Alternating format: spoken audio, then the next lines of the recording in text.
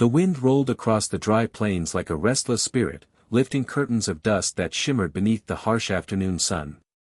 Ethan Cole had long ago grown used to that sound, the hollow whistle against his barn walls, the lonely creak of the windmill turning without purpose. 5 years had passed since fever stole his wife and young son, and in that time the ranch had become both his refuge and his prison. Silence no longer troubled him. In truth, he preferred it. Silence didn't remind him of what he had lost. That morning he rode along the outer fence line, checking for breaks where cattle might wander. His horse, Ranger, suddenly stiffened beneath him. Ethan felt it immediately, the subtle shift of muscle, the uneasy snort. Ranger's ears twitched toward the dry creek bed ahead. Ethan followed the animal's gaze and saw what at first looked like a bundle of discarded cloth tangled among the stones. But then the bundle moved. He dismounted carefully, boots crunching against gravel, one hand resting near the revolver at his hip. As he drew closer, his breath caught. A woman lay there, half curled in the dirt. Barefoot. Bruised. Wrapped in torn buckskin stained with sweat and blood. Her dark hair clung to her face, cracked lips parted slightly as though even breathing cost her strength. A thin turquoise charm rested against her collarbone. Apache. There had been tension in the territory for months, rumors of raids, retaliation, disappearances. Finding her here could mean trouble. He knelt beside her. Her skin burned beneath his touch. For a moment, he considered riding away. A lone rancher had no business inviting conflict. Trouble had a way of multiplying out here. But as he shifted to stand, her fingers weakly caught his sleeve. Her eyes fluttered open, dark, unfocused, but desperate. "Please," she whispered, voice barely more than air. "Don't let them take me back." The words trembled with fear deeper than pain. Then her hand slipped, and she collapsed fully into unconsciousness. Ethan stared down at her, jaw tightening. The wind howled around them, as if urging him to decide. He sighed heavily, slid his arms beneath her fragile frame, and lifted her against his chest. She weighed almost nothing. Sometimes a man doesn't go looking for change. Sometimes it finds him lying barefoot in the dust. For 3 days and 3 long nights, she drifted between life and death in the small bedroom at the back of Ethan Cole's ranch house. Fever gripped her like a cruel hand, stealing her breath and soaking the thin sheets with sweat. Ethan had seen sickness before, had watched it take everything from him, but something in him refused to let it claim her too. He cleaned the gash on her temple, stitched what he could, and pressed cool cloths against her burning skin. He forced small sips of water past her cracked lips, even when she barely responded. Sleep came to him only in short, uneasy stretches beside the door, rifle within reach. Outside, the plains remained indifferent. The cattle grazed, the windmill creaked, and dust storms rolled across the horizon as if nothing had changed. But inside that house, everything had. On the 4th morning, as pale sunlight spilled through the window, her breathing finally steadied. Ethan was seated at the small table sharpening a blade when he heard it, a faint shift against the mattress. He stepped into the room. Her eyes were open. They were dark and alert now, though still clouded with exhaustion. She studied him cautiously, as if deciding whether he was friend or enemy. "You are not one of them," she murmured. "No," Ethan replied evenly. "You're safe. For now." She tried to sit up, wincing at the pain in her side. Ethan moved to steady her, but she stiffened at his touch before realizing he meant no harm. "My name is Ayanna," she said softly after a moment. He nodded once.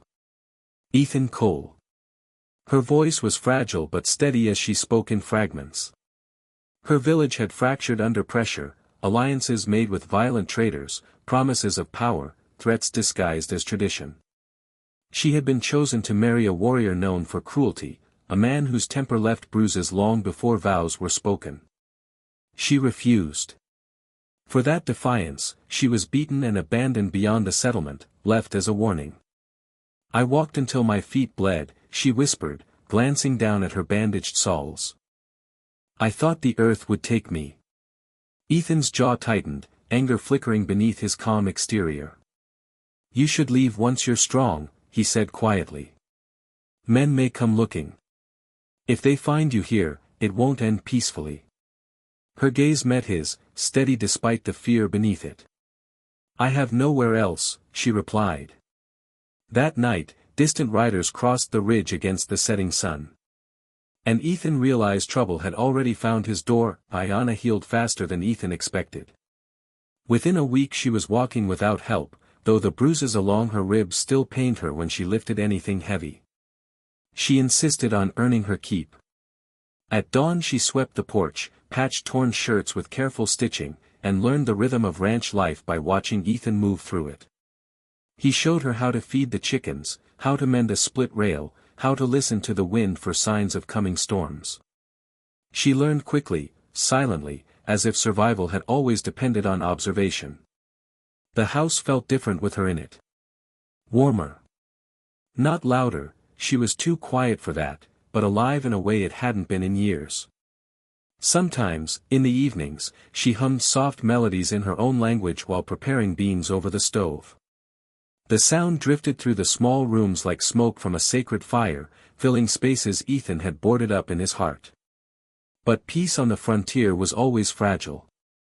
One late afternoon, as thunderclouds gathered low and heavy over the plains, 3 riders appeared at the edge of the property. Ethan saw them first from the barn window, dark shapes moving with purpose. His stomach tightened. Ayanna noticed the change in his expression.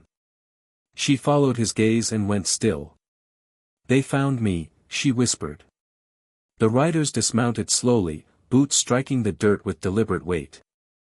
Their leader, a broad-shouldered man with cold eyes, stepped forward. "We're looking for a runaway woman," he said flatly. "Apache. Injured. She was seen near this land." Ethan leaned casually against the porch post, though his pulse pounded hard enough to echo in his ears. "No one here but me and my cattle." The man studied him, gaze sliding past him toward the house. "If she's under your roof," he warned, "you'll regret it. She belongs to her people." Belongs. The word felt wrong. After a long, tense moment, the riders mounted again and disappeared beyond the ridge. Only when the dust settled did Ayanna step from the barn's shadows. She had heard every word. "If they return," she said quietly, "they will not ask twice." Ethan exhaled slowly. "I'm not handing you over." She stepped closer, fear and resolve battling in her eyes. "There is one way to protect us both," she said. "In your law, a wife cannot be taken from her husband without cause. If I am your wife, they cannot claim me." The air between them grew heavy. "I will work beside you," she continued, voice trembling but determined. "I will honor your home. Just let me stay." For the first time since he found her in the dust, Ethan understood how much she feared being sent back. And how much he feared losing the light she had brought into his lonely world. The marriage was spoken beneath an open sky that had witnessed more sorrow than celebration. There was no preacher, no papers signed, no ring exchanged, only 2 people standing side by side in the fading light of evening. Ethan removed his hat, his voice steady but low as he promised protection and partnership. Ayanna repeated her vow in careful English, her accent soft but her resolve unwavering. The wind carried their words across the plains as if sealing them into the land itself. At first, it was an agreement built from necessity. They moved around each other cautiously, like 2 wounded souls unsure where to place their trust. Ayanna continued to rise before dawn, tending the small patch of corn she planted near the creek. Ethan found himself watching her sometimes from a distance, the way her bare feet pressed confidently into the soil, the way her dark hair caught the morning light. She no longer looked like the broken woman he had carried from the dust. Strength had returned to her posture, and something else had begun to bloom in her eyes. Evenings became their quiet ritual. He would mend tools while she prepared supper, and sometimes she would speak of her childhood, of running through pine forests, of learning stories passed down from her grandmother, of believing the world was once kind. In return, Ethan spoke of his wife and son for the first time in years. The words were heavy, but Ayanna listened without judgment, without fear. Grief, shared, seemed less suffocating. Weeks later, the riders returned. This time they did not come cautiously. They rode straight into the yard, certain and demanding. Ethan stepped onto the porch, rifle in hand but lowered. Ayanna stood beside him, her chin lifted proudly. "She is promised," the leader insisted. "She is my wife," Ethan answered firmly. Ayanna stepped forward before fear could silence her. "I stay here by choice," she declared. "This is my home." The men hesitated.